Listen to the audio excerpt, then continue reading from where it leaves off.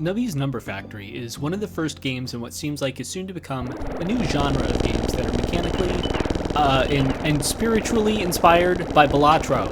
Unlike Vampire Survivors, whose 2021 release immediately resulted in a slew of mechanically identical clones, Balatro's identity is too specific to be directly copied, and so Nubby's Number Factory aims to do what Balatro did to poker and apply those same mechanics to the genre of Peggle. Nubby's Number Factory is a $5 game, and it definitely gives you the appropriate amount of fun for that value. I would definitely recommend a purchase of the game despite the numerous complaints I have with it, solely due to the fact that the entry cost is so low. What Nubby does well, it does very well. The entire game has a pre-Y2K aesthetic to it. It looks like what Nickelodeon and Cartoon Network websites used to look like back when I had a dial-up modem and needed to run AOL off of a CD drive to access the internet. The pegs pop in a very satisfying way, the visual effects and the sounds are all satisfying, and runs are low commitment, and the game feels nice to play. Unfortunately, while Balatro is a game that you could play for the rest of your life, Nubby's is a game that can be solved in basically a few hours. Your actual ability to play Peggle here matters very little. The board is small and cramped, so you don't have a ton of room to play in where the peg is going after the first bounce.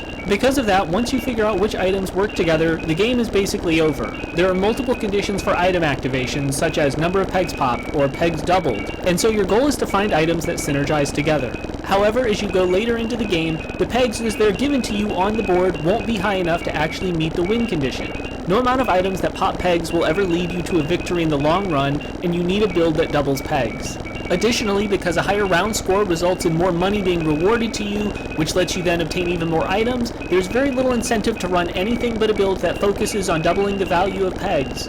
To prevent you from simply running the same build every time, there are challenge runs to try, each giving a unique game condition, such as randomized items, items that disappear after 10 turns, or not being able to re-roll the shop. However, due to the nature of the game, these challenges don't feel like tests of skill, and instead mostly just come down to beating your head against the RNG wall until you get the item you need to win the game.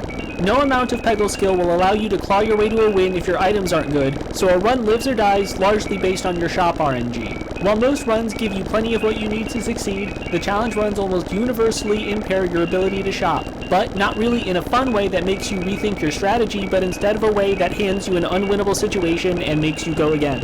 That being said, the game is very fun for what it is. This isn't a forever game, this is a open it on your lunch break for 20 minutes and get a run where you get 15 quadrillion points reliably. And when you adjust your expectations accordingly, you can have a pretty fun time with it. If anything, Nubby's Number Factory makes me interested in what other sorts of games are going to pop up and utilize these similar mechanics. I can see this game becoming the backbone for a much more arcadey Peggle experience, starkly contrasting with the much more slow and methodical gameplay that Peggle provides. This is a game where you know immediately what it's going to give you, and it delivers on that promise, so it's hard to dislike it even with its flaws. Thank you for watching, and I hope to see you next time.